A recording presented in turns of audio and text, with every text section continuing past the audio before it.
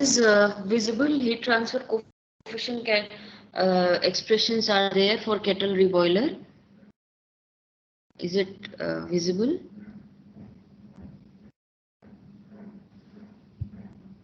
I'm only seeing black screen, ma'am. It's not visible. Uh, Black screen.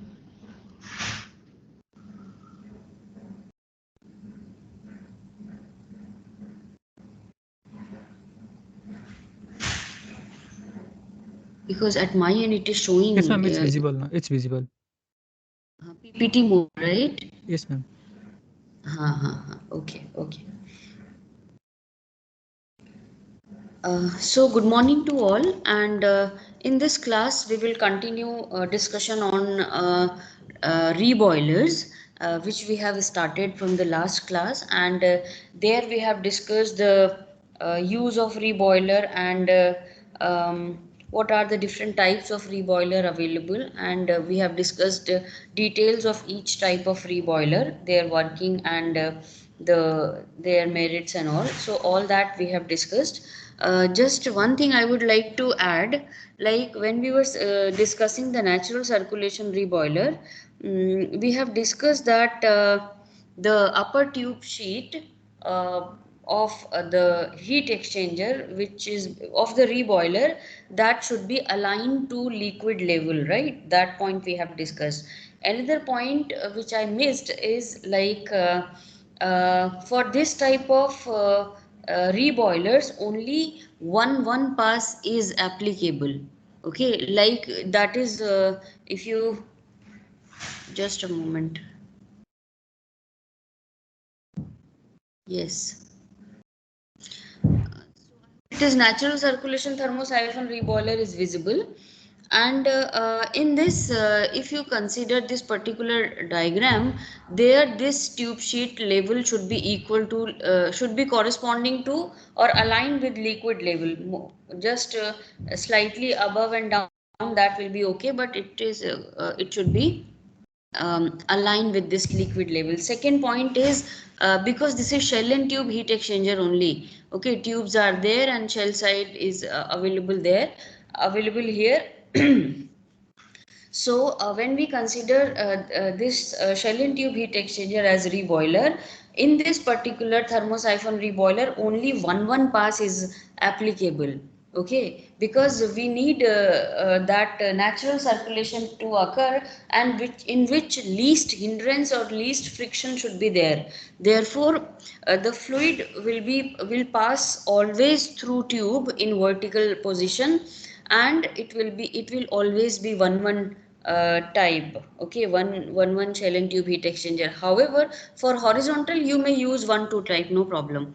Okay, because in tube side we have the fluid, which is like we have the heating media. Okay, so that may be passed through one or two what we can say passes, because in this that natural circulation is not like is not applicable. We may use that measures to enter the steam, right, enter the heating media. But in shell side, wherever the boiling will occur, only one pass should be there. Okay, so like this. Okay, so no need to worry about this. If thermosiphon reboiler with vertical orientation is given, you need to consider only one pass. Okay, in kettle reboiler we have discussed that always it is 1 2 pass. Okay, always it is 1 2 pass, and that we have seen over here. And then actual tube count and bundle dia, how to find this from this table that we have discussed. And heat transfer coefficient calculation based on these expression we can find. Okay, so in this way you can proceed for heat transfer coefficient, and then after that we have considered the critical heat flux, because in no case uh, in design, the flux of the system should exceed the critical heat flux. Okay, and flux of the system should be the Q, which we are considering the heat duty divided by the heat transfer area. Okay, so in that way you can consider. So so far we have discussed in the last class. So let's continue further. We need to find the other parameters, like so far what you have decided already. You have already the bundle diameter. Okay, bundle diameter, how to find from the actual count that we have discussed yesterday.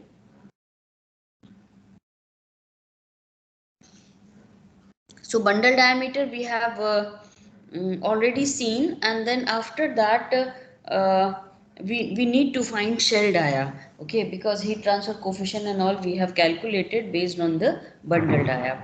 Okay, so this is the schematic which you need to understand properly for designing or to set to find the dimension for the shell.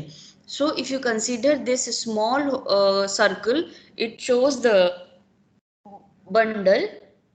Okay, that is bundle diameter, and we have already calculated this.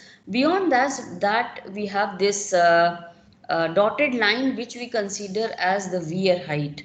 Okay, so I know the bundle diameter, how to find wear height, that we will see. And major part is this section, this we call as dome segment section. So dome segment, when we are considering, this is the section where vapor and liquid separation occurs. Okay, so we need to decide the dimension of this particular section based on how much vapor we need to produce. Okay, how much vapor we need to generate, so that we based on that we will decide the dimension of this. Okay, so to find out shell id is which id, which diameter we are talking about. We are talking about this diameter. Okay, this diameter of larger circle. Okay, just 1 minute please.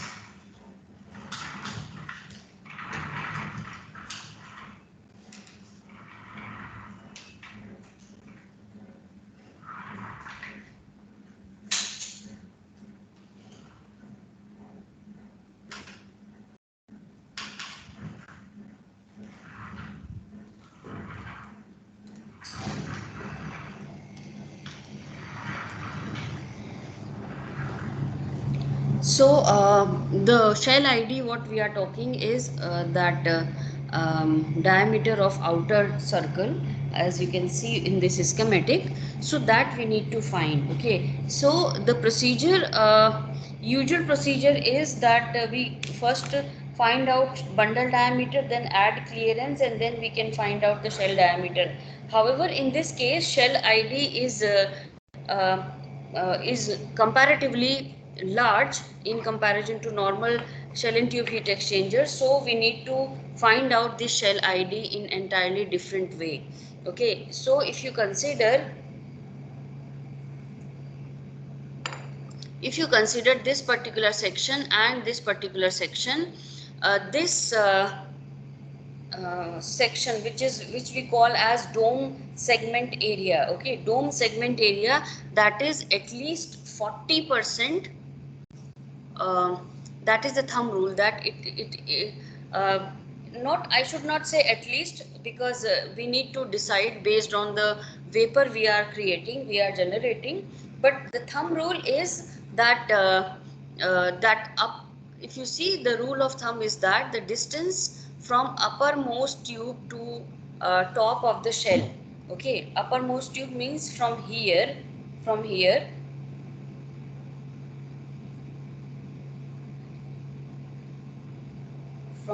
to here. Okay, the this should be 40% of the shell dia. Okay, however, we consider a little bit different approach, and this procedure which we are going to discuss, it is not available in volume 6. volume 6 contains the information based on 40% only. Okay, but it will depend on how much vapor we need to generate. So approach is different, which is given in Surth book, right? So what we consider in from that bundle outer tube or the outer layer or tube, um, from that to this height, this we consider, this is usually considered. But this in this approach, the which we are going to discuss, we will focus on this height. Okay, the height which is from weir, not from the bundle, right? So for that, we to find out the exact dimension of the shell id, we need to consider some of the empirical correlation, and that is based on vapor loading. Okay, if you see, this is the vapor loading. Okay, vapor loading. So this expression we will use to find out vapor loading, and why this vapor loading we are calculating, that will be clear. Okay, so vapor loading, when I am considering the expression, we will use over here based on the properties. And here VL is the vapor loading kg per second meter cube, and here I am having density of vapor and liquid and surface tension. So this is vapor loading. Secondly, when I am having this vapor loading, we will proceed for dome segment area calculation, and that dome segment area, like this segment, basically denoted by SA, segment area, which is equal to MV dot by L into VL. So this MV, if you are considering, this MV would be the how much vapor we used to generate. Okay, and that should be in like kg per second, right? And if you consider the dimension of this vapor loading and this L, we will have SA unit as meter square, and this L is basically L effective. Okay, because you understand, the whatever the tubes are away, inserted in tube sheet, that will not participate in vapor generation. So dome segment area L should be L effective. Okay, not the total L. Okay, so in this way you can find out SA, right? Now the procedure is a little bit sorry, not little bit, procedure is entirely different. What parameters we need to consider? Okay, if you see here, I am having different parameters. If you consider this is bundle diameter, right? Bundle diameter. And when we consider this height, the weir height from bottom, okay, because bundle will be slightly above than the bottom. Okay, so this height of weir, this is this we represent by dB prime. Okay, this is bundle dia, right? Bundle dia is dB, and this height from here to here, this height we consider as dB prime, which is equal to bundle dia plus 4 inches. Okay, that is a thumb rule. Okay, you don't need to change that 4 inches, and 4 inches will count this particular gap and this particular gap. Okay, so between baffle to, sorry, between bundle to weir height, we consider 4 inches more than the bundle diameter. Okay, so we consider the effective liquid height in the reboiler, because that will be decided by the height of this weir. Liquid height in the reboiler is estimated by adding 4 inches to the approximate bundle diameter to account for foaming. Okay, so you can see that weir height ensures that bundle should be merged in the liquid always. So we need to consider a little bit higher, and that should be dB prime, which is dB plus 4 inches. So you consider this particular dimension we are representing as dB dash, okay, and this particular dimension from weir height to above of the shell, this we are representing as small h, okay.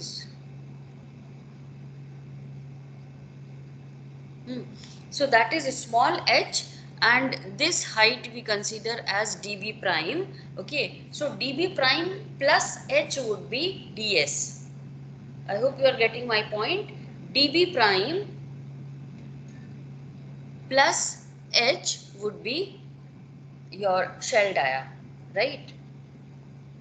So what we have assumed initially, that h by ds means this height, that dome segment height divided by shell dia, that is as an initial guess it is 40%, okay, as you can see over here, okay. It is given from uppermost tube, but we are considering that from weir height, okay. So h by ds, that should be 0.4, h by ds 0.4. In that case dB prime by ds should be 0.6, right? Because dB prime plus h is equal to ds, okay.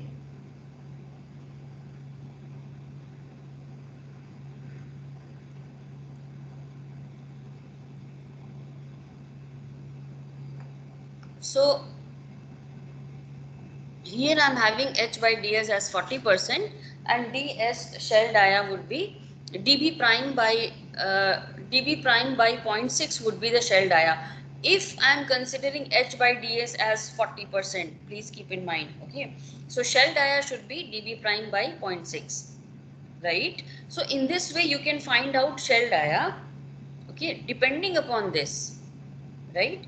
Now once I'm having this shell dia, we need to find sector area factor, okay. Sector area factor we need to find, and that you can find from this table. It is again given in SEARCH book, appendix 10a, and that I will share with you all. So if you see here, I'm having different h by d ratio, and corresponding to that we have a factor, which is segment area factor. So if I'm considering h by d as 0.4, right, you can see here as well 0.4, a value should be 0.29337, okay. A value should be 0.29337, okay. Now once I'm having this a value, we can find out dome segment area, SA prime we are representing it with, which is equal to a into ds square. Ds you have already calculated from here, a you have seen from the chart, and then you can find out SA prime. Now once I'm having this SA prime, that you need to compare with this SA, okay. This SA should be compared with this SA prime, and the perfect or design gives equal SA and SA prime, okay. However, if you keep on considering the if you are finding SA prime significantly more than SA, it means your design is not completed, is not complete now, okay. So you need to compare SA and SA prime, and SA should be equal to SA prime, okay. Or at least in any case SA prime should never be less than SA, okay. It is either SA or slightly higher than SA. Slightly higher means the if I carry out the iterations, so like 4 to 5% variation is acceptable, but that too will be SA prime. SA you cannot play with, okay, that is fixed quantity. Now once I'm having this SA prime, and if SA prime is coming more than SA, okay, more than SA, then what you need to do, okay, it means this section, uh, whatever you have calculated, its area should be lesser than whatever has been calculated. So to reduce this segment, we will reduce this h height. Okay, so now h by ds you can take as uh, it is zero point 0.4. Now you can take 0.2 or 0.1 like that, but no thumb rule is required further. Okay, only 40% is given. Okay, rest you need to think and bring the values to bring the value of SA prime to SA. So now if I'm having sorry, you need to reduce this h. Okay, so h by ds now you can consider as 0.2. So once I'm having this 0.2, ds would be db prime by 0.8. Okay, because db prime will be constant, ds will keep on changing as we are changing this ha. And once I'm having a different value of ha, let's say 0.2 is there, so you can see this value of a. So once I'm having this a value, you can find out this segment area as uh, a into ds square. Ds here it is, and a you have seen from the table. Okay, so you need to keep on iterating this till the you have SA which is equal to SA prime, or SA prime maybe 4-5% more than SA. That will be acceptable. So for whatever value of ds you will find this SA prime equal to SA, that should be your shell diameter. Okay, so in that way you need to go on iterating till SA would be equal to SA prime. Okay, so in this way we need to decide the shell diameter, and now we will see the uh, some parameters. Now we will consider some parameters related to kettle reboiler, and once you calculate the shell ID, you will complete the design of kettle reboiler. Okay. However, we have not done pressure drop calculation yet, and that calculation will be similar to whatever we will do for natural circulation. So pressure drop I will discuss there in detail, which will be applicable here as well for kettle reboiler. Okay, so as of now, calculation or design of kettle reboiler is same or is completed. Okay. So few points we will discuss over here, that they are not suitable for fouling material as high residence time is required. So what is the point? That when fluid is entering in the shell side in kettle reboiler, it generates vapor. Okay, and then vapor liquid separation occurred there itself. Okay, so residence time would be more in kettle reboiler. Therefore, for fouling fluid, we do not recommend that kettle reboiler. Okay, that is one point. And another point is they are generally be more expensive than equivalent thermosiphon type of thermosiphon reboiler, as the large shell is required. So if you see, ds is much more than db, which we have found using iterative approach. So in that way you can find the shell dia, but that shell dia would be higher than the normal shell dia. Therefore this type of kettle reboiler are more expensive. However, if duty is such that bundle can be installed in distillation column, the cost will be competitive with other types. Okay, so because you need to only consider the bundle. Okay, there through which vapor will be generated, so that bundle you can directly insert in the liquid available in distillation column towards bottom. So in that case, no reboiler is required separately. Okay, bundle and heating media inside the bundle that you can insert in the distillation column. Okay, at bottom place where liquid at boiling condition is available, right? And uh, like kettle reboiler used as vaporizers as a separate vapor liquid disengagement vessel is not needed. So in that, if you consider the kettle reboiler and thermosiphon reboiler, kettle reboiler only directs the vapor to the distillation column.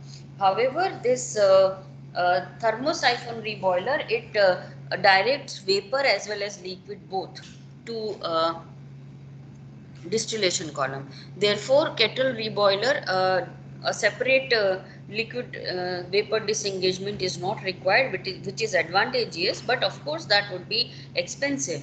Okay. However, if you need to generate vapor from thermosiphon, you need to place one additional unit as a separator of vapor and liquid. Okay. So that when we do that, it will have two different units. One is heat exchanger and another is separator, so that would be more expensive in comparison to kettle reboiler, right? So in that way you can consider. However, when we consider the uh, uh, kettle reboiler, their tube pitch is usually 1.5 to 2 times the OD of the tubes. Okay, usually it is 1.25 into OD, remember? So here we are having 1.5 to 2 times the OD of the tubes, and the reason being that though we do not consider fouling tendency fluid over here, but still some fouling or precipitation may occur. Okay, therefore we are providing a little bit more pitch, so that space between tubes in a shell would be higher. So the fouling maintenance would be easier in that case. Okay, and that all happens because of the residence time. Liquid has to be there till the boiling will occur and till vapor liquid separation will occur. Okay, so in that way we can consider the kettle reboiler. So I will cover one example to make you understand about this kettle reboiler. Okay.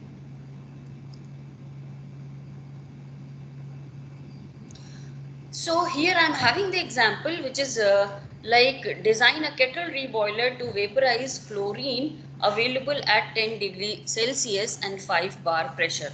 Okay, so we need to what we vaporize the chlorine which is available in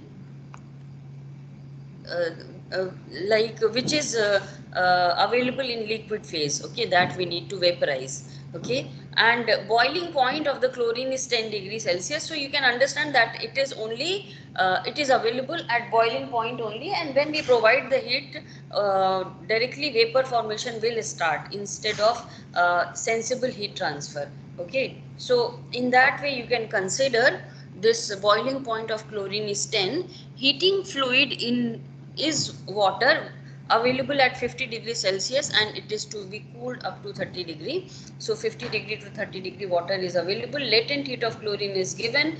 Mass flow rate of vapor of chlorine, it is 15,000 kg per hour. Critical pressure of the liquid is 8.54. Okay, so in that way you can consider the parameters. We will assume overall heat transfer coefficient as 900 meter watt per meter square degree Celsius, and if it is not given, you can use the graph which we have discussed in shell and tube heat exchanger design, right? ID of the tube is given as 21, OD of the tube is 25.4 mm. U tube type of uh, uh, bundle we are considering, and length of the tube is 12 meter. Length of tube means total length, okay, of both side. Okay, so total length of the tube is 12 mm, sorry, 12 meter, 31.75 mm square pitch. Okay, so if you consider the OD of the tube, that is coming as 25.4 inches, which is nothing but, sorry, 25.4 mm, which is nothing but 1 inch, right? And when we consider the pitch, which is 31.75, and when you divide that with OD, it is coming as 1.25. Okay, so pitch is you are given a square pitch with 1.25 OD. Okay, the pitch dimension should be 1.25 into OD. Okay, thermal conductivity of the chlorine is given, density of liquid and vapor chlorine that is given, specific heat is given, and viscosity and surface tension. All these parameters will be used for calculation. Okay, so uh, when we are considering this kettle reboiler example, uh, here you need to generate the vapor of chlorine in U tube bundle, and dimensions are given over here. Okay, you need to proceed for kettle reboiler design. So the first step for this is to define duty. If you recall the last class, okay. So duty, how you will define that?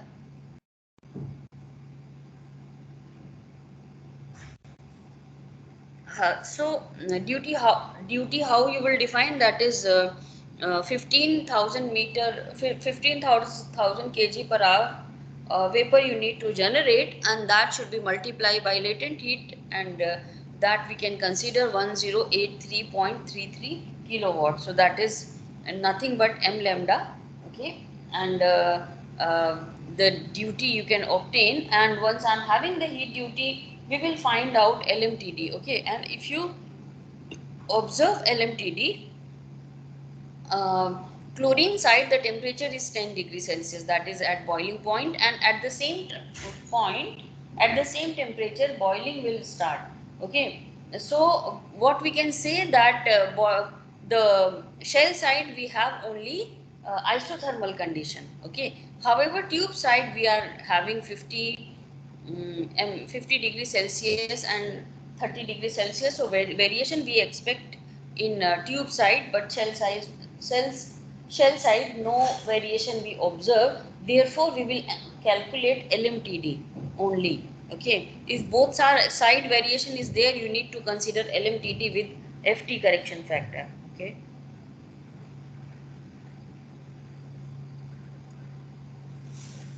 So in this way you can find out this LMTD, and overall heat transfer coefficient assumed value that is given, area which we have considered over here, and that is simply Q by U LMTD. Okay, so that is already you have calculated, which is coming as 41.717 meter square. Okay, now we need to find out number of tubes, and here if you see we have represented as number of holes. Okay, not number of tubes. Okay, the number of holes or tube calculation is same, like overall heat total heat transfer area by area of single tube. Okay, so if you consider this area, total area, which is coming as 41.7 meter square divided by area of one tube, and if you consider here I have taken number of holes, therefore whatever length you are considering, that should be half length of the tube, because this is U tube. Okay, which enters twice into the tube sheet. Okay, so number of holes should be that total area divided by pi d naught L, and that L should be we have considered 6 meter, half of the length. Okay, and that L should be L effective. Okay, so half of length if I am considering, it will enter once in a tube sheet. Okay, so here we need to reduce the tube sheet thickness, and that tube sheet thickness we have considered as 25.4 mm. Okay, not 25. The reason being OD of the tube is more than what we can say, more than 25. So whatever would be the OD, the same you will consider as tube sheet thickness, that we have discussed multiple times before. Okay, so I hope you that is clear to you. Now once I'm having this half length minus tube sheet thickness, whatever value we obtain, that we will consider as uh, round up. Okay, and number of tubes in that case would be 44. Okay, so here 88 is the number of holes and this 44 is the number of tubes. Okay, and uh, this is number of U tubes, right? And once I am considering this uh, calculation, when we are computing this, uh, we can find out the heat flux. Okay, so heat flux would be Q by A. Okay, so that Q divided by this A would be the heat flux. Okay, so that is the flux which we can consider. However, here I have only calculated number of tubes. We need to find actual tube count and so the bundle diameter. Okay, so just 1 minute please.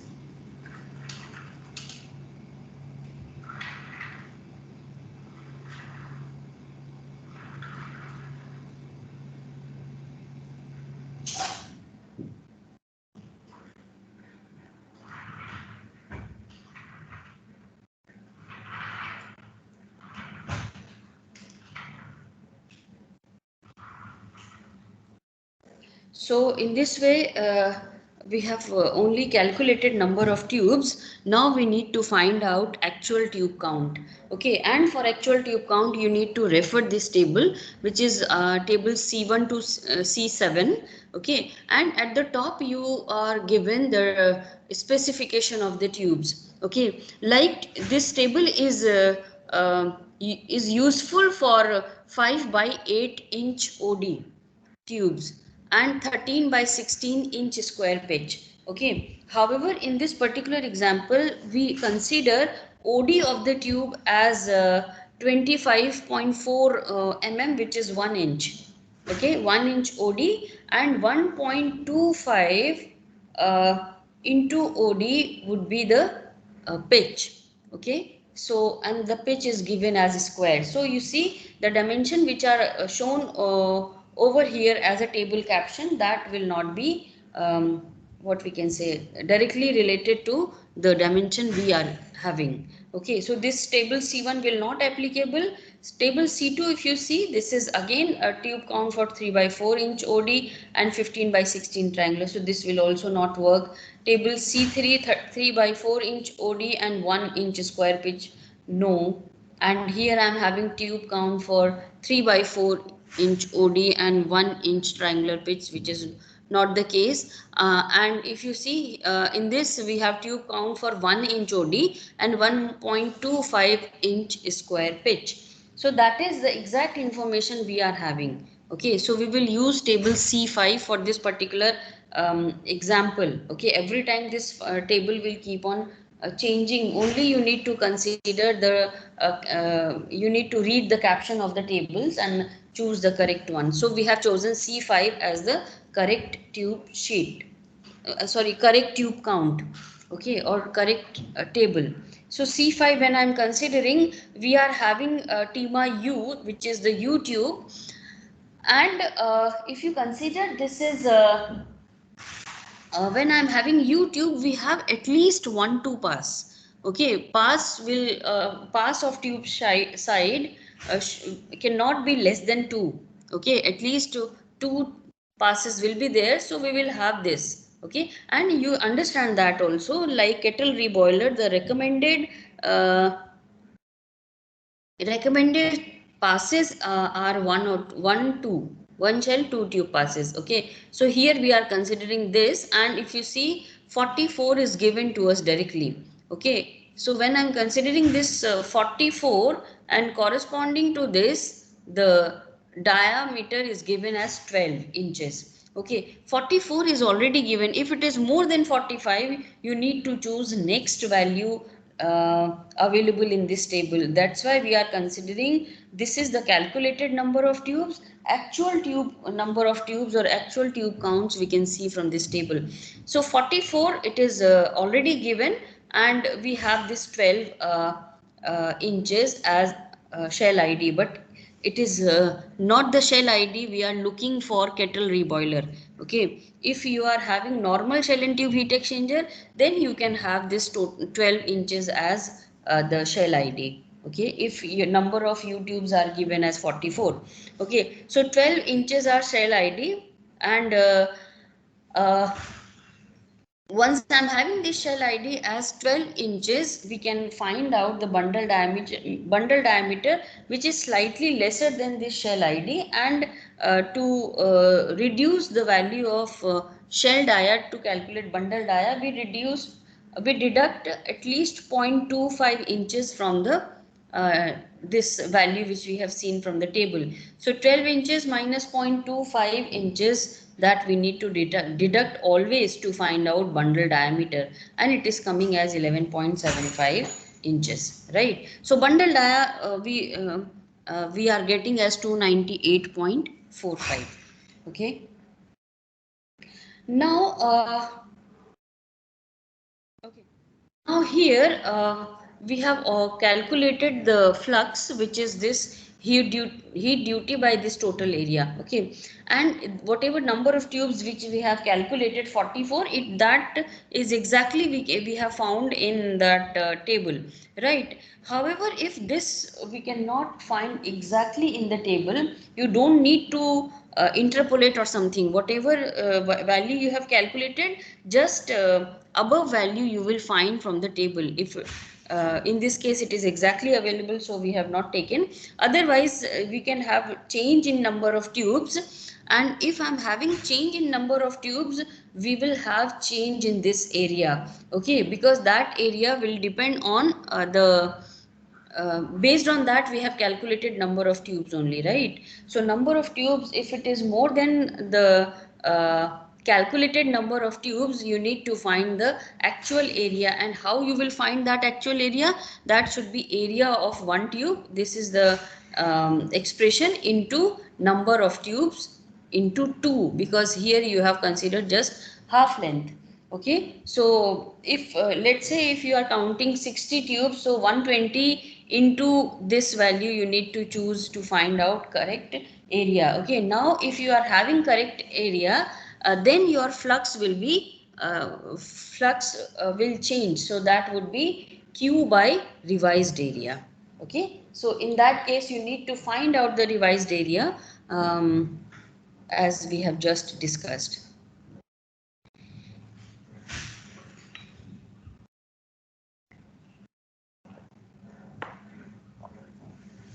Right. So once I'm having the actual tube count and bundle diameter, we will proceed for heat transfer coefficient.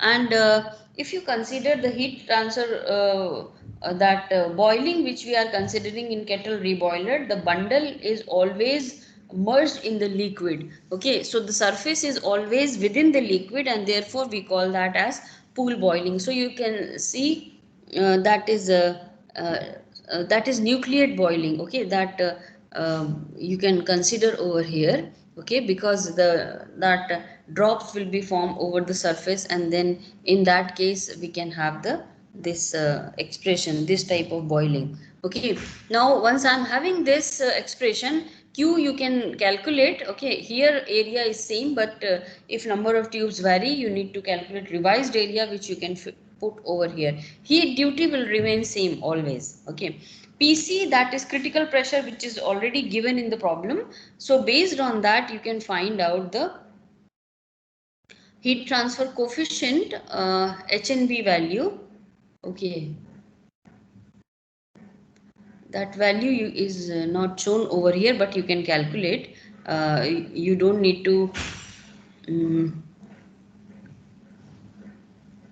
bother about that. Okay, so once I'm having this heat transfer coefficient, we will proceed towards tube side design. Okay, tube side water is available, so by making energy balance we can find out flow rate of water, temperature, inlet and outlet, that is already given to you. And because it is that what we can say, then half, sorry, two passes are there. So for U tube we consider 44 tubes, because that is inserted in first half of the tube sheet. So this is 44, and here we are considering cross flow area pi by 4 di square. Okay, pi by 4 di square. into number of tubes.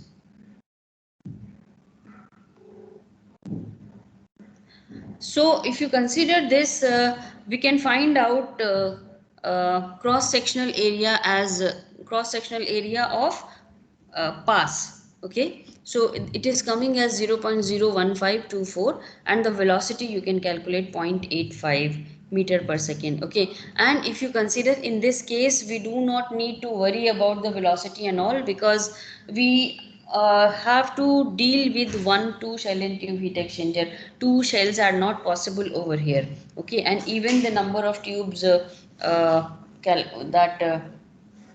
number of tube passes. Okay, so it is not possible. So whatever value you are getting as velocity, the same you need to consider for further calculations. So further we need to find out heat transfer coefficient for tube side. This is the expression is given for water only, that you can see, and we can find out the heat transfer coefficient of tube side. Shell side you can obtain as 2133.3. Okay, just make this correction.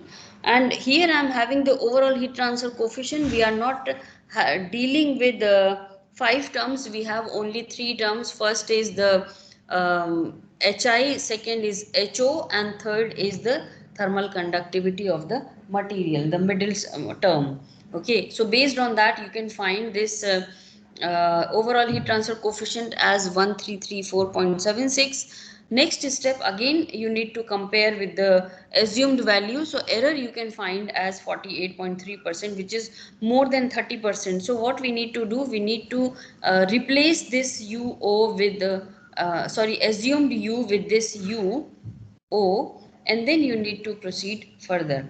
Okay, heat transfer area and all calculation you need to start again. Okay, so in this way you can find out overall heat transfer coefficient. And now we are having this QCB. QCB is basically the critical heat flux. Okay, so critical heat flux, this is the expression which we have discussed in the last class, and here I am having this all values we can see KB and all, it is given in the last class slides. And PT by D naught, that you can see it is already given. Now this NT is basically number of holes, not number of tubes, so that you need to consider as twice to number of tube. Okay, or number of holes you have already calculated. So considering all these parameters, we can find out QCB as 410.116, and design problem Q available in the problem is this. Okay,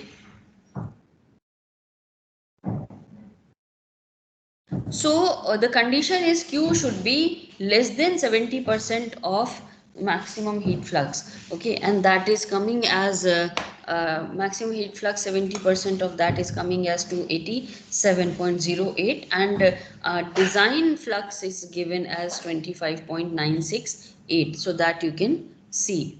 Okay, so in this way you can find that Q, design Q is well below the under critical flux, so we are moving towards right direction.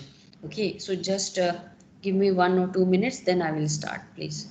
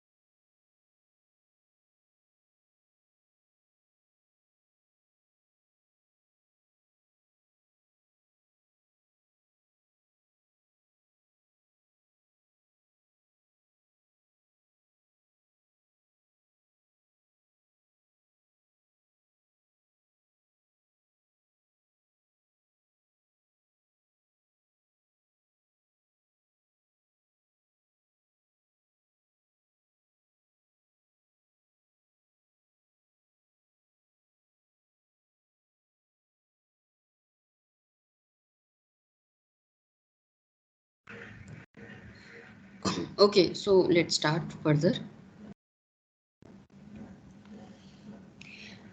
Yes, so we have calculated Q of the system and Q of the maximum level. So comparing these two, we'll say that our flux are well below than the recommended value, so we are moving in a right direction. Okay, so that is about the heat transfer coefficient and critical heat flux.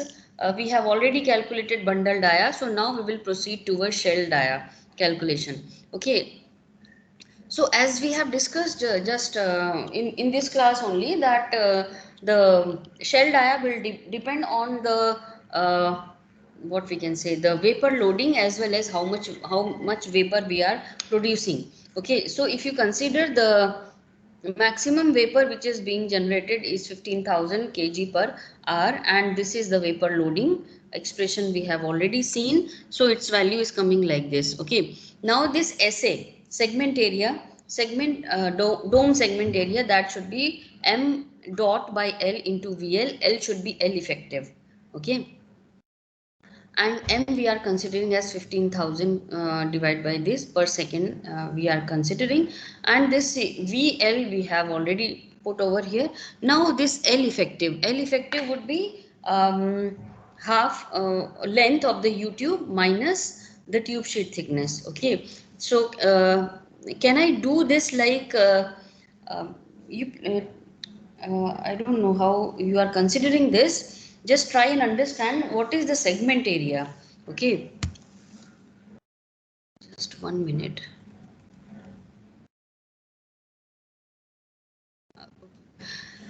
So if you consider, this is basically the segment area. Okay, and it will be based on whatever vapor we need to separate, or whatever vapor we need to generate. Okay, so what we are doing, if I consider vapor. Okay, so what we have done so far, if you consider SA expression, there we have considered half length of U tube. Okay, half length of U tube minus tube sheet thickness once only, right? In this case, if you are given U tube length totally, as in the present case 12 meter is given, right? But for this SA calculation we always required half length. Okay, like because that if you consider length is only from here to here. Okay, and it is here as well, but that some what we can say, additional length we require. Okay, and uh, however, as far as the length where vapor is generating, okay, length where vapor is generating is only this. Okay, that will depend on the tube length. Okay, so I hope you are getting what I am trying to emphasize.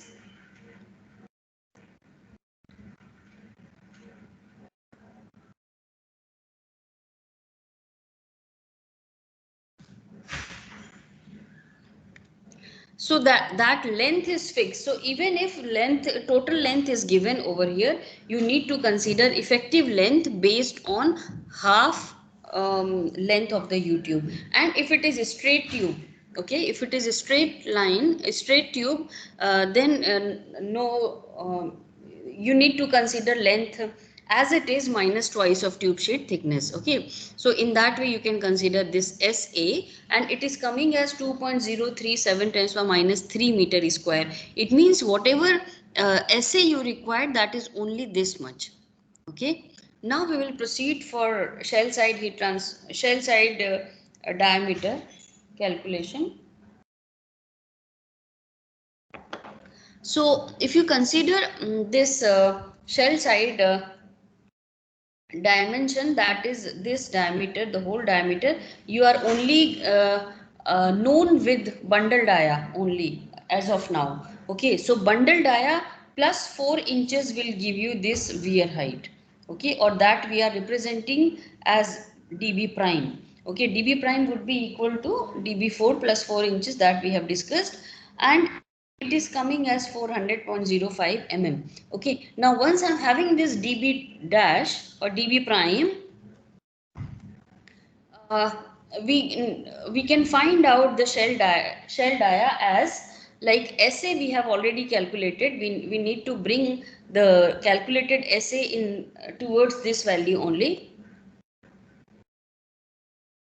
So in that case, we will consider this particular height, okay, and that particular height by ds, okay, this h by ds initial guess is 40%, okay, so 0.4 that you can consider as initial guess.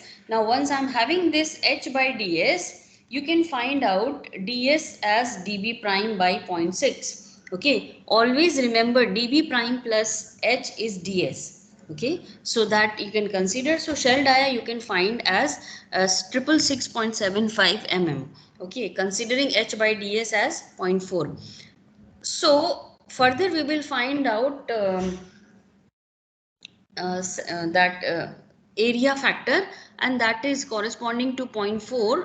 Okay, as you can see over here, so 0.29337 we should have the a value, which you can see over here, right?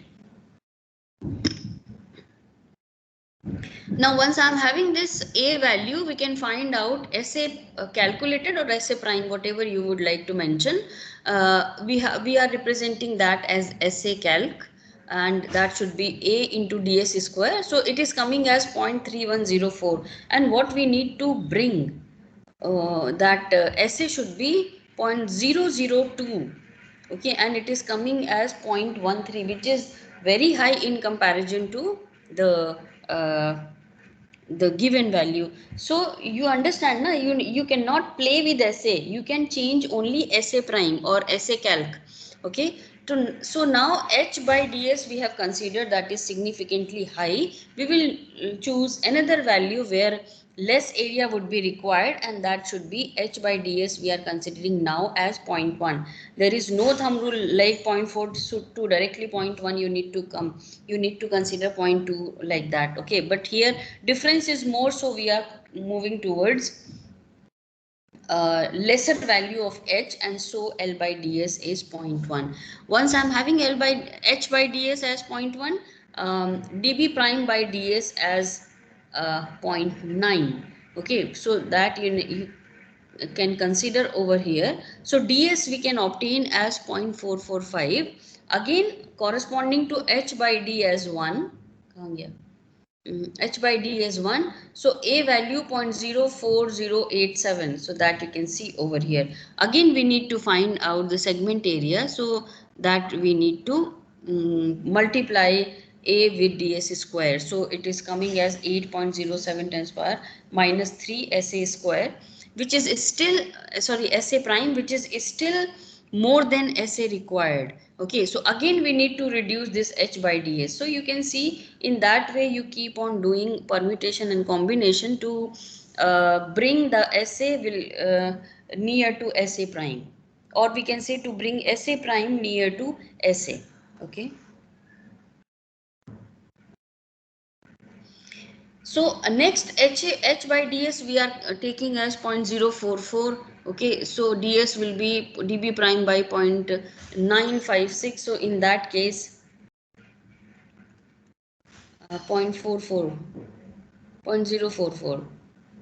Okay, so a is coming as 0.01214. Considering this, you can find out SA calculated or SA prime, which is 2.1, which is 0.00213. And what we need to find, we need to 0.00203. So little bit higher amount is there, a higher value is there. So again we need to reduce h by ds. So we are considering 0.042, and here you can find SA calculated as 0.0019, which is lesser than SA.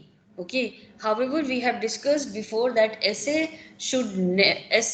calculated should never be less than SA. That would be equal to or little bit higher than SA. So what we need to do over here, we need to increase this h by ds value. Okay, we cannot we cannot take 0.004, so we will consider 0.04 uh, 3.043. Okay, and corresponding to this 0.043, you see value is not available, so that value you can obtain by interpolating, so that you can do over here. Okay, so here I'm having a value which is coming as 0.00735. You can see 0.01173.5. So that value is not available because we have found it by interpolating. So you can find out area as 0.00200376, and what we were supposed to find 0.00200376.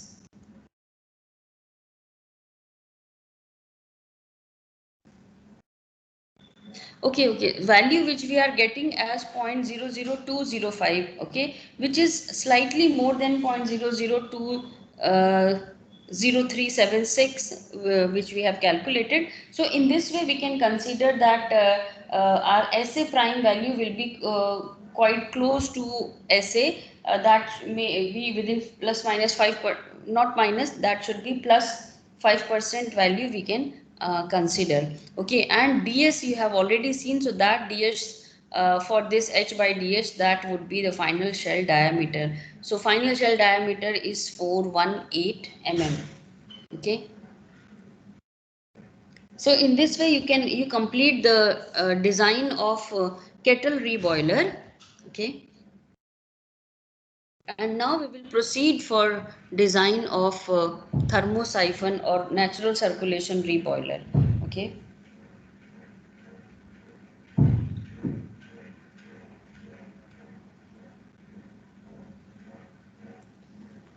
just 1 minute. Okay, I'll start.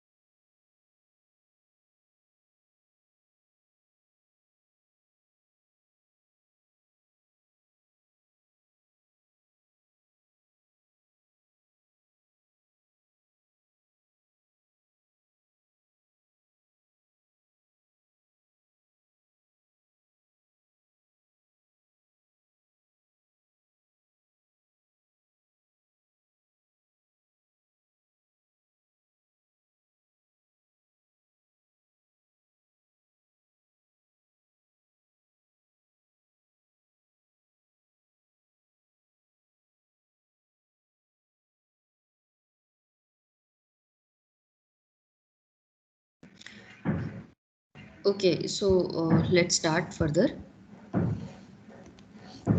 This is natural circulation or thermosiphon reboiler, and as far as design is concerned, we will focus on vertical thermosiphon reboiler, and in the similar line you can see design of horizontal as well.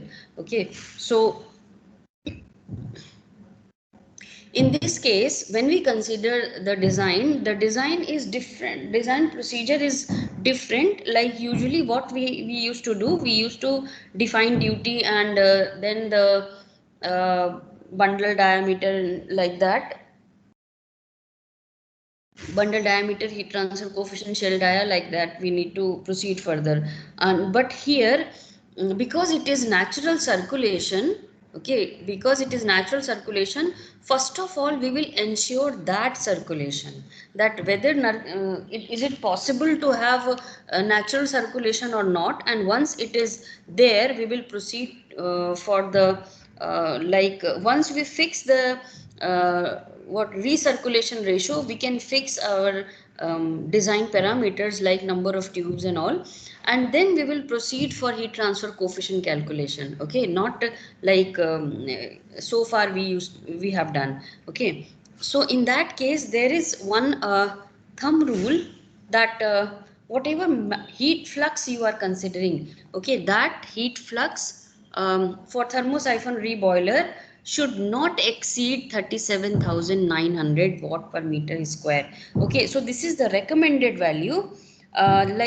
Heat flux should not exceed this. It means what? This would be the maximum possible heat flux, and whatever heat flux we consider, that should be equal to this or less than this. Okay, therefore to maintain the this feasibility, we will start with this known factor. Okay, we will not calculate heat flux on our system, but based on that we will create our system. I hope you are getting my point. Okay, so 37,900 watt per meter square is the maximum possible flux. So let's proceed towards design part, and here I'm having vertical thermosiphon reboiler design for mixtures. Okay, so first of all, as we do always, we define duty. So how much vapor you need to generate into lambda, that is the simple calculation. In that way we can provide, we can proceed for, we can get heat duty. Okay, further, we are given maximum heat flux. Okay, and we have calculated heat duty. So next step is to find out heat transfer area. Before, how we used to do, we used to assume u naught value. Okay, and then you can find out area, but in this case u naught will be secondary. Okay, first is circulation should be maintained. Okay, and therefore we have started with another assumption, that is maximum heat flux. Okay, in that case assumption of u naught we used to take, but here for heat flux.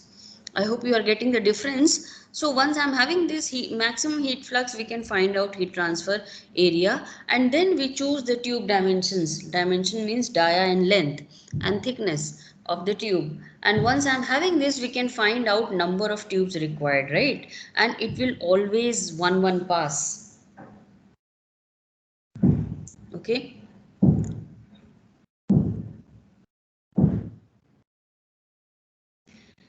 and that is one thing, the heat flux. Second is we need to fix the recirculation ratio. We need to start any value, and then we will proceed further. Okay, so we will take the recirculation ratio as 3:1. You can take 4:1 also, no problem. 5:2, like that we can consider, but 3:1 is a reasonable assumption. Okay, so this is 3:1. What does it mean? It means that whatever feed is entering into the reboiler, from that one part will convert into vapor. Okay, and three part will remain liquid. Okay, so that 3:1 means liquid to vapor ratio. Okay, um, And once we know this, we already know that how much vapor is generated in the reboiler, because that from that only we can find this heat duty, right? So vapor flow rate we already know, and that will be one part only. If you see 3:1, if I am considering, that would be one part only. 3 times of that vapor flow rate will give me the liquid flow rate, which is leaving the reboiler. Okay, however, addition of this liquid and vapor flow rate will be the feed which is entering to the reboiler, right? So once I'm having vapor and liquid flow rate, and allocation I should not discuss, because it will always be tube side. Okay, boiling will occur inside the tube if it is vertically placed reboiler. Horizontally placed mein it will occur in shell side, always. Okay, so in that way you can find out flow rates of vapor and liquid. And now we will proceed for two phase pressure drop. Actually we need to calculate the pressure drop in reboiler and pressure drop which is available in distillation column. Okay, and because we need to ensure whether 3:1 is correct recirculation ratio or not. Okay, so that we need to keep in mind. So this is the expression. Actually, what will happen over here, if you see, this is the reboiler side, okay, and this is the distillation column side. So, as we have taken another consideration, that upper tube sheet should be in the level of liquid in distillation column, okay, and it will travel this much distance. So, how much distance it should be? It should be equivalent to tube length. Fine, close to that, but we can consider that tube length only this path or this height is from here to here. Okay, so here I am considering a pressure drop in two ways.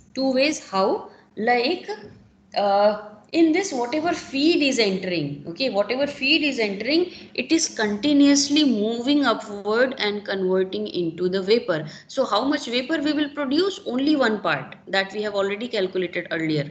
Okay, so here I am having the mixture of vapor as well as liquid, but here I am having the liquid only. Okay, so in that case, because that stream is continuously moving, okay, so it will create pressure drop due to friction. That is one thing. Another thing is that though it is continuously moving, but this tube will be completely filled with the liquid always. Okay, so there in that case there will be static head as well along with the friction. Okay, so we will first of all consider the friction, pressure drop due to friction in two phase flow. Okay, so if you consider here,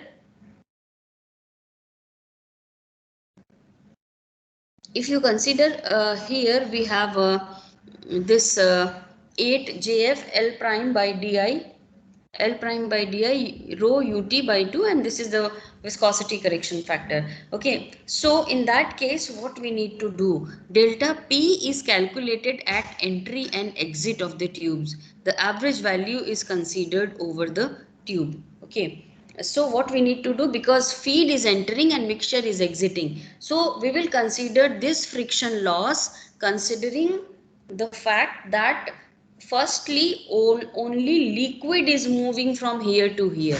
Okay, liquid is moving from here to here. Okay, that is one thing. Another thing is that the mixture is moving from here to here. Okay, firstly only liquid will flow in the tube, secondly mixture will flow in the tube. Considering that, we will find out this pressure drop, and then we will calculate the average of that to find out pressure drop due to friction. Okay, so here I am having this expression JF, you can find out. Now the point is this density as well as ut. Okay, ut is the velocity which will depend on the mass flow rate, and if you see mass flow rate do not change. Okay, what can be changed? The density, because when the fluid is entering or fluid is flowing, firstly the density of the liquid should be counted. Okay, however if mixture is flowing further, so density of the mixture will be counted. So first of all we need to find out the density of the mixture based on this recirculation ratio. Okay, so I hope you can calculate this at entry as well as exit. Variation will come because of the density, and then we will find out average value of these two to get the pressure drop due to friction in this tube. Okay, so that is one thing. Secondly, as I have told you that pressure drop due to friction and pressure drop due to static head will be used in reboiler side. Okay, so this is the expression for static head. Usually static head we consider like rho gh. Okay, so here if you consider this v naught and vi, that these are the specific volumes. Okay, so you can see that uh, rho gh, reverse of rho would be the this specific volume, and because that specific volume will be different at inlet and outlet, so we will consider that uh, v naught and vi as the specific volumes. Okay, so in this way you can find out the pressure drop due to static head, and once I'm having the pressure drop due to static head over here and due to friction, we add these two pressure drops. Okay, firstly delta p you need to consider for entry and exit condition.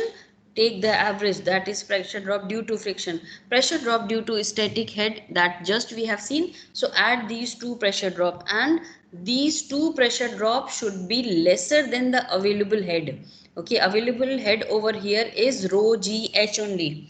Okay, rho gh, and h will be equal to length of the tube, rho will be density of the liquid. Okay, thank you. So rho would be the density of the liquid, and h is the length of this tube. Okay, so the recirculation ratio will be acceptable when this available head should be more than addition of friction and static head. Okay, so we have this static head and then pressure drop due to friction. Now available head, that will be in distillation column side. So once this condition will be maintained, like delta pa should be more than delta ps and delta p due to friction. Okay, if this is the case, then we need to proceed for calculation further. So compare the total estimated pressure drop and available head. If available head is greater than the sufficient greater by a sufficient amount to allow for pressure drop through the inlet and outlet piping, proceed. Otherwise we need to return to step 2 and increase the number of tubes. Okay, and increase number, step 2 if you consider, what is that, there we have calculated the area. Okay, so what you need to consider in step 2, like we have taken maximum heat flux. Okay, now you need to reduce the heat flux. Okay, once you reduce this, you will increase the heat transfer area, uh, and you will have the more number of tubes. Okay, and in that case you can find that flow area of each tube will be lesser, because whatever the mass flow is available, that is fixed. Okay, so that will be allocated to all number of tubes. So if I reduce the flux, area will increase, number of tubes will increase, and then velocity inside the tube will decrease, and because of that we have lesser friction pressure drop. Static head will never change because it depends on the property and length. Until unless you are not changing the length of the tube, this won't change. Okay, so you will have change in friction, and that you keep on doing till you will find that delta pa should be more than delta pf plus delta ps. Okay, so in that way you can consider this, and based on that you will find that recirculation ratio you have assumed 3:1, that will be in the permissible or feasible limit. Before it was not. Okay, until unless this comparison is not that is not valid. Okay, so in this way we can find out the pressure drop of what we can say the reboiler side, and you can fix the recirculation ratio. Okay, now we will calculate for heat transfer coefficient calculation. Now we will proceed for heat transfer coefficient calculations. So if you see, this is the expression with critical heat flux and sorry, with heat flux and critical pressure. Okay, so you can put values over here directly, but here I am considering H and B. Okay, uh,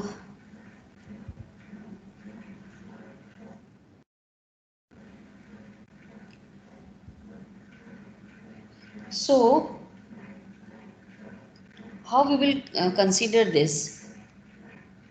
Let me explain through this image only. If the fluid is entering at this point, it means the fluid is liquid only. Okay, however, as it is moving upward, it is the some part of the vapor and liquid is there, one part will be vapor. Okay, and how vapor is forming? Okay, vapor is forming when the liquid which is available at the periphery, it will take heat from the heating media and convert into start vaporizing. Okay, so vapor formation will start at the wall, and then it will proceed towards the center. Okay, so what does it mean? That if I consider this particular part, okay, this particular part, there I am having the mixture of liquid as well as vapor. Okay, so uh, how that vapor is forming? Vapor is forming because of the liquid layer available at inner periphery. Okay, so that we consider as nucleate boiling. Okay, and because this nucleate boiling is occurring in flowing path, flowing liquid, that would be lesser than exact the nucleate boiling value, heat transfer coefficient value. I hope you are getting my point. So what we will do over here, here I am having one part vapor, three part liquid. So one part vapor when I am having, we will calculate pressure drop for nucleate boiling. However, whatever liquid is available in that liquid, firstly and in that liquid only convective boiling will occur. Okay, because that is the bulk. Okay, that is pure liquid. So convective boiling will occur, and as the vapor formation will vapor formation will be there, it starts detaching from the liquid film. Okay, therefore convective boiling will occur in film. Okay, and nucleate boiling will occur at the find the vapor. Okay, so that is we will calculate heat transfer coefficient using nucleate boiling as well as convective boiling and add over here. Okay, that is the heat transfer coefficient at this point. Secondly, in this case, heat transfer coefficient we will calculate for pure liquid as usually we do. Okay, Nusselt number is a function of Reynolds number and Prandtl number. Based on that, we can find out heat transfer coefficient over here, and then average of these two will give the heat transfer coefficient in the inside the tube in the reboiler side. Okay, and that should be HI, right? So let's see few more minutes I will take, and then I will stop. Okay, so heat transfer coefficient when I am considering, first of all we will proceed for nucleate boiling, considering critical flux, critical pressure and heat flux and all. So you can find out this HNB, and as I have told you that HNB should be should have the correction factors. Okay, so the nucleate boiling coefficient can be calculated using correlations for nucleate pool boiling modified by a factor Fs. Okay, to account for the fact that nucleate boiling is more difficult in flowing liquid. Okay,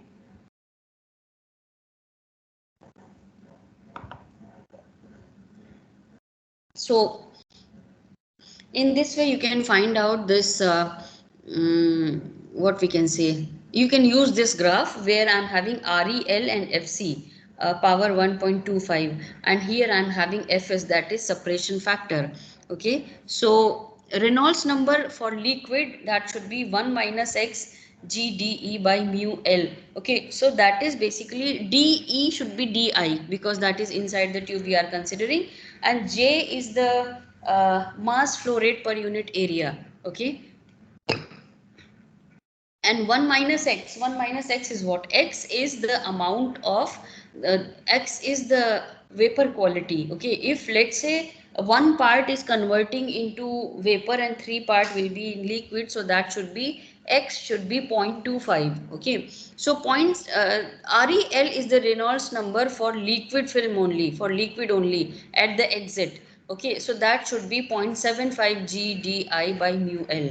Okay, that you can calculate, and FC I will tell you how to find this FC, and then you can proceed for that FS calculation. Just 1 minute.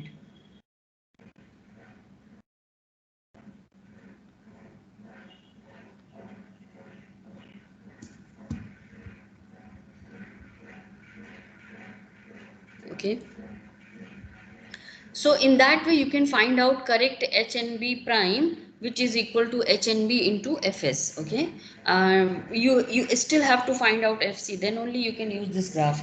So how to proceed for that FC?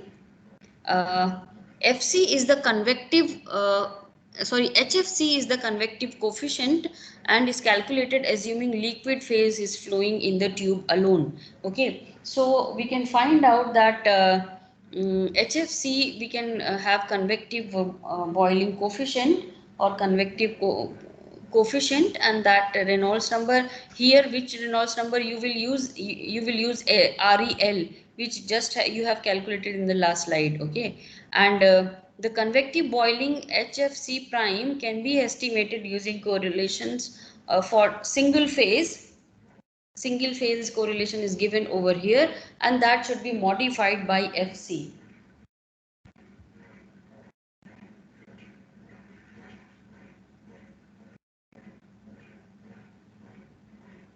Okay, so that should be modified by FC, and for FC you can use this graph where it is given 1 by xtt on x-axis, and here I am having FC value 1 by xtt. You can find from this expression, this basically counts two phase, x by 1 minus x. Okay, so x would be your vapor and 1 minus x should be your liquid, so it means FC counts two phase flow and HFC is single phase. Okay, so once I'm having 1 by xtt, you can find out FC, and then you can find out FS in the last slide. Okay, and then HFC prime we can find out. Okay, so heat transfer coefficient at exit of reboiler, that is summation of HFC prime plus HNB prime, and you can find out HFC at inlet condition also, and in that case Reynolds number will be taken as complete, not 0.75 into G, that should be G into that DI. Okay, so in that way you can find out the heat transfer coefficient for total fluid, and then at exit condition this is the heat transfer coefficient. Summation of these two will give you the heat transfer coefficient in reboiler. Okay, so in that way we can find out the heat transfer coefficient, and then you can have, that is basically HI. The calculation is quite complicated, that is only HI. HO how you will obtain? For condensing steam, so condensation you need to consider there. So compute the overall heat transfer coefficient and compare with the estimated value. Estimated value would be what? Like before you have already calculated heat duty and area and overall coefficient. So Q is equal to UA delta T mean. Okay, so that Q divided by U into delta T, Q and A. Okay, or we can say simply flux you can divide by U to find out delta P mean, that should be estimated value. So calculated value should be more than that, so that you can find out your design will be acceptable. Okay, so in that way we have seen design of kettle reboiler, one example of kettle reboiler design and thermosiphon reboiler design steps we have seen. Okay, so in that way, the design of reboilers are over. We will see one example tomorrow, and uh, in that way we can have that completion of this particular topic. Okay, so that's all for my from my side for today. If you have any observation, you please share.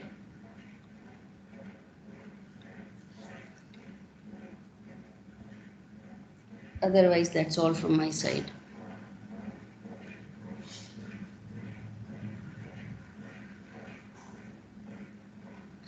So thank you everyone.